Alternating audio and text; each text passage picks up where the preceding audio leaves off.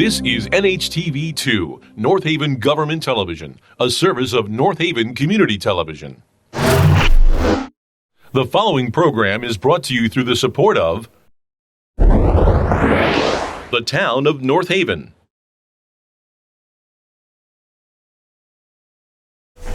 Good evening, and welcome to the February 2021 meeting of the Board of Police Commissioners for the town of North Haven. My name is Larry Lazaroff, Chairman. To my left is Robin Wilson, Vice Chairman. To my right is Mark Calafiore, Secretary, Commissioner Mead, and Commissioner Hannon.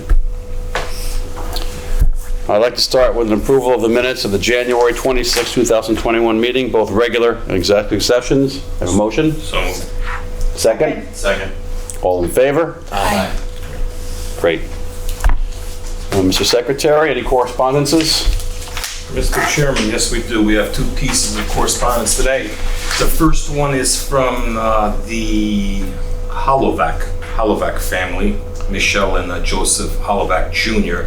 Apparently they're related to the Berneris, Marie and Walter Berneri, so they made looks like a $100 donation to that fund so that we can send our people to college. So thank you very much to the Holovac family for their $100 donation to the Berneri Scholarship Fund. The second piece of correspondence is from the Connecticut Cancer Foundation, and they're thanking the police department for their efforts with the No Shave November. And apparently that effort from here, just in North Haven, it looks like they raised over $8,100. And they're thanking Officer Alan Cantelli, in particular for spearheading this effort. So thank you, Officer Alan Cantelli, and thank you to the Holovac family for their donation. And with that, Great. Back to you. Thank you. For Chairman's report, this past week, or I should say last week, we had the budget workshop presented by the Chief and Deputy. I wanted to thank them for their efforts. They did an outstanding job. Actually, the Chief presented, but they all worked on it, including our Secretary Peg, so thank you. Great job, and I'm sure the Chief will get into that as we get into the meeting. The Chief will also give us an update on our new recruit, as well as a vaccination update in our department, as well as the dog update. We've noticed that calls for service are up, and I'm sure the Chief will elaborate on that. And it's important that we just keep on reiterating to please lock your cars, lock your homes, lock your sheds, watch what's going on, pay attention, call the police if you have any concerns. They're there to help us. And I guess we'll also get maybe an update on Kalia as well, where we are with that. So with that, I'd like to turn this over to the Chief and get his report, please. Thank you. I'll start with our budget. Our budget is currently at 62.3% spent. This is about 3% under our self-imposed limits, with 9 pay periods left this fiscal year. The fiscal year 21-22 budget request was presented, as the chairman stated, on the 17th. And we feel that it went well as far as any feedback from the Board of Finance. Just to touch on some of the larger requests that I made, I requested an additional 3 officers added to our roster. If approved, this would bring us from 50 officers to 53 officers. Last time we had a staff adjustment was 2006. So if approved, the funding won't be available until January 2022. So after the hiring process, the police academy, field training, we wouldn't see these officers until the fall or maybe winter 2022. We still have some time to go. I also requested more overtime and funding in our training line due to the police accountability law. I requested our training line be adjusted from $25,000 to $50,000 to facilitate the training that's now mandated in addition to the training we do now. I highlighted the new Axon Taser contract. This is a 5-year contract that includes the hardware, software, and metadata storage for our tasers, as well as the hardware, software, and video storage, which is unlimited cloud-based storage for our body-worn cameras. And I requested 4 new police vehicles completely outfitted Usually we try to request 3 vehicles, but for some time now, that's been getting cut down to 2 vehicles per year. So our fleet is aging. We have 7 vehicles with over 100,000 miles. So we like to get 4 vehicles to try to turn that fleet over a little quicker. There's no pay increases for any of the staff anticipated for July 1st. All 3 of the unions that work out of the police department, the police union, the clerical, and the dispatch union, don't have any pay increases scheduled. We're currently negotiating the police contract, which expired on June 30, 2019, and the other 2 union contracts expire this year on June 30th. Does anybody have any questions as far as the budget request or the current budget at all? No, I think that the Board of Finance is really receptive to your proposals, and they were very enthusiastic about them, so look forward to hopefully getting approval on these matters. Great. Just the officers you have, how many officers do you have total right now, did you say? We have 50 full-time. 50, does that include you two? You guys? It does, yes. Okay. Our most recent recruit is in the background phase of the pre-employment process. He successfully passed a polygraph and just today successfully passed the psychological exam. So the background investigation conducted by our detectives is ongoing. It should be complete soon. If all the requirements are met, that recruit will start the police academy in Milford in April. Recently, the Quinnipiac Valley Health Department received a grant from the state of Connecticut. This grant is to allow them to work in partnership with us, responding to accidental overdoses. We will provide additional information on scene of an accidental overdose to the family as well as the victim, and staff from QVH will follow up as far as addiction treatment. So I think it's a good program that will help us with even as a fairly high overdose rate. So this is proactive and something that we all support here. We recently began a peer support team in-house, and the deputy chief did a lot of work with that. I'll let him go over exactly what that peer support team is. The chief and I had some conversations about trying to assist our officers with some mental health concerns. They're all pretty physically active, but there's 2 phases to what we deal with, the physical aspect and the mental health aspect. So we thought we could provide some additional resources to our personnel on a daily, maybe not on a daily basis, but frequently they're going out on calls for services where they're dealing with traumatic events, which isolated maybe in and of itself doesn't take a toll on them, but over a period of time it could build up and it could create some concerns that we might have in looking out for their well-being and what they bring home to their family. So Sergeant Marquardt, myself, and with the chief's authority, looking into trying to obtain some more members.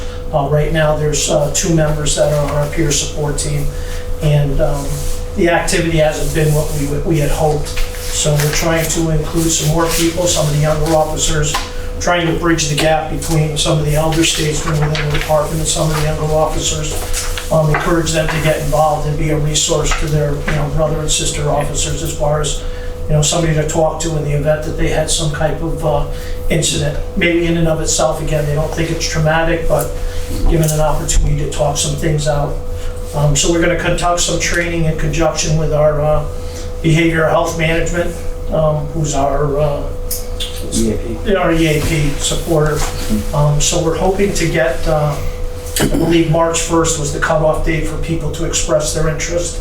Once we get a list of people and we're satisfied with that, we're going to have some training done by the EAP provider who's out of Hamden, and try and get the program up and running and be a little bit more aggressive as far as trying to take care of the mental health needs of our officers. So will the program be conducted in this facility or in the office of the provider? We're going to try and do it here, depending on, there's different training opportunities that come up. They have some scheduled training coming up in this spring. I believe it's April and May. We're trying to maybe do an abbreviated course here just to get, the people to get an idea and get some initiation into the process, and then maybe follow it up with some more advanced training somewhere down the line. So how are they actually encouraged to participate or sign up for this? I mean, it might be awkward to acknowledge they may want to talk to somebody. I'm just curious how this works. Well, that's what we're trying to. Are the volunteers, the people you're looking for are volunteers to be available to people? Right. Not necessarily volunteers to say, I need help. Right. Okay. And it's right now we have the EAP, so if somebody needed some assistance, they could reach out to EAP on their own, either the members here or their spouses and family. What we're trying to do is be a little bit more proactive to take it away from that having to reach out to somebody, Gotcha. to seek help, to be able to have somebody in-house that reaches out to them and just say, hey, let's talk about what happened, and make it a little bit more informal, to give them an opportunity to explore, Right. some of the issues or some of the thoughts they may be having. And then, if they're, different concerns, we could refer them to EAP for some additional Gotcha. assistance if needed. All right, excellent, thank you. Yeah, great So this idea. is a quick question. So this isn't just for traumatic exposure or whatever from car accidents or whatever. It could be just also personal. Yeah, it's So- basically, more of a formal resource. Instead of talking to somebody that maybe you don't have a relationship with, maybe they feel more comfortable talking to a brother officer about something that's going on either in their personal or professional life or something like that. So it's a bigger umbrella than just isolated. Right, exactly. It's a great idea. I just wondered be a little naive myself, but what EAP stands for. Employee Assistance Program. Okay, So the town has a contract with this. I see, so the psychological aspect comes under that. Right, so- You think when you say that there's a, subtle accumulation maybe of issues that might come to play, that the behavioral and social aspects of COVID might make it even more necessary, or people being more isolated. Right, and that's, part of what we talked about. Yeah. In light of COVID and Yeah, dealing with people and, being, somewhat contained in your work environment and then your home environment, not being able to interact with exactly, that's what I family was and thinking. friends. It makes it even more necessary. Yeah, your world gets a little smaller, so maybe this is an opportunity for them. That's a great way to say it, it's true, yeah. Your work is a little Excellent. smaller. Thank I you. think this is a great program, and the Deputy Chief and I have, as we all do, a lot of important responsibilities around here, but certainly Yeah. the wellness of our staff is a priority, so. we Is think this, good. how long is the grant good for? Two separate issues. The grant was for the overdose Oh, I'm sorry, addiction I'm looking at the treatment. wrong, yes. Yeah, so this This isn't is something just- that costs us anything. It's just Right. specialized training to identify red flags Yeah. and be there to assist. Our traffic report, touching on last month, we spoke about Horseshoe Hill Road and the updates. Sergeant D. Pascal put together a nice report for all of you, and a motion was made and voted on to add the signage, which was all done except the one component of the speed limit. We made the request to the state, and they began to evaluate that. They realized that Cloudland Road and Fortune Drive also did not have an approved speed limit on those roads.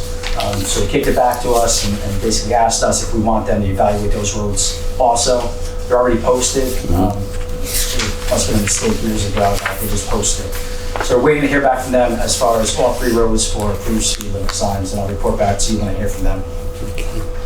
The Department of Transportation has another program that they're rolling out. Again, this is a long-term program of construction targeted for 2022 and 2023.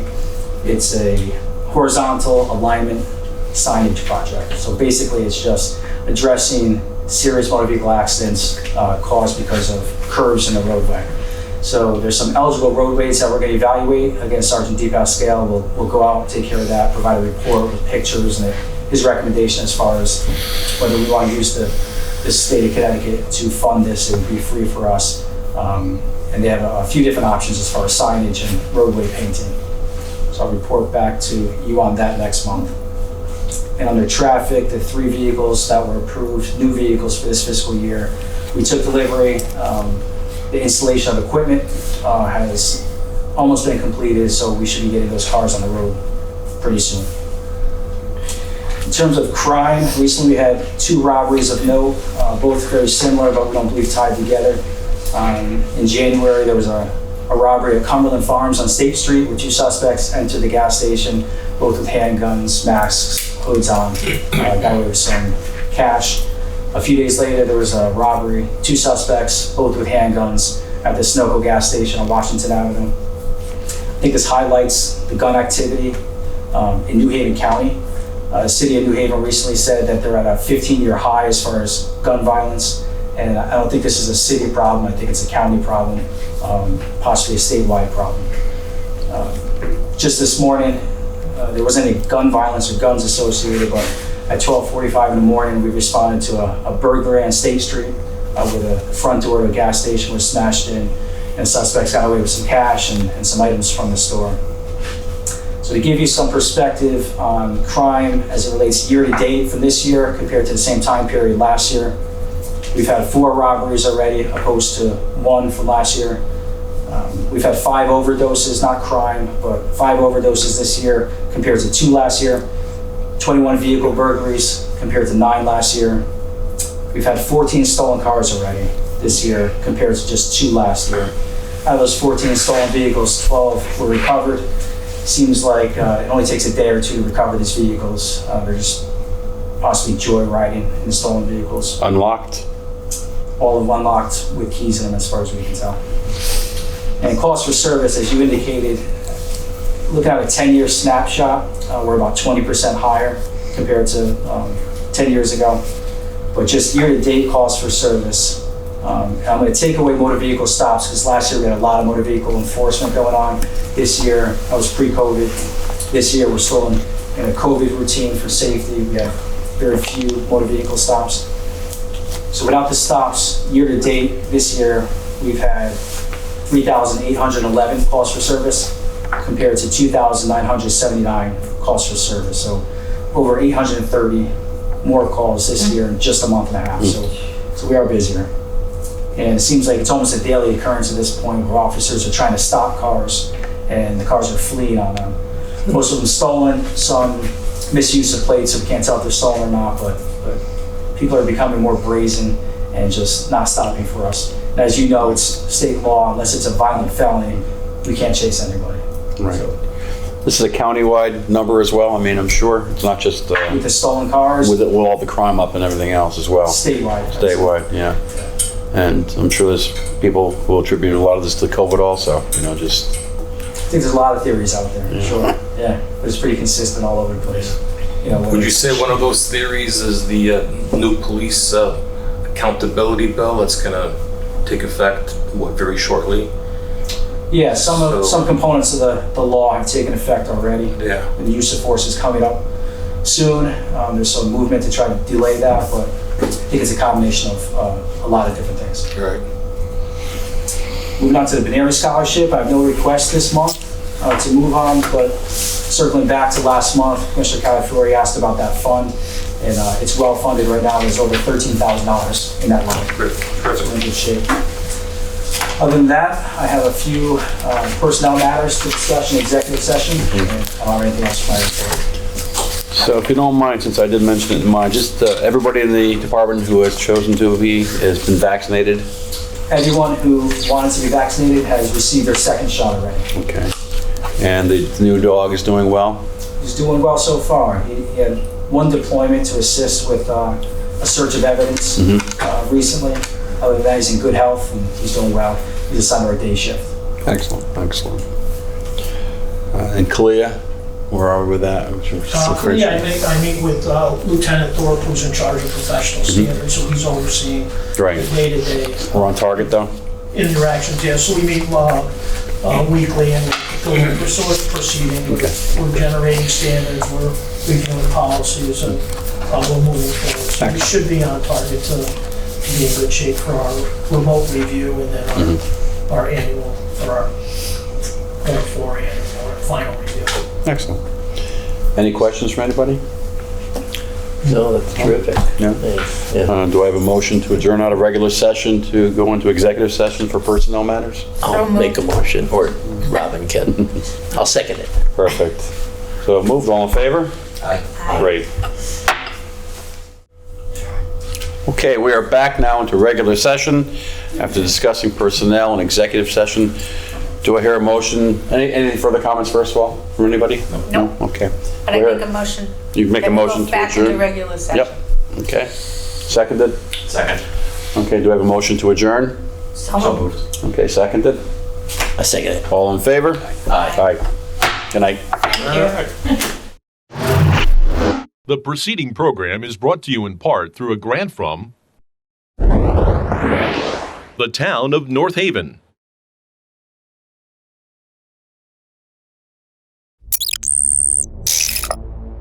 Watch town meetings or other videos on demand at nhtv.com.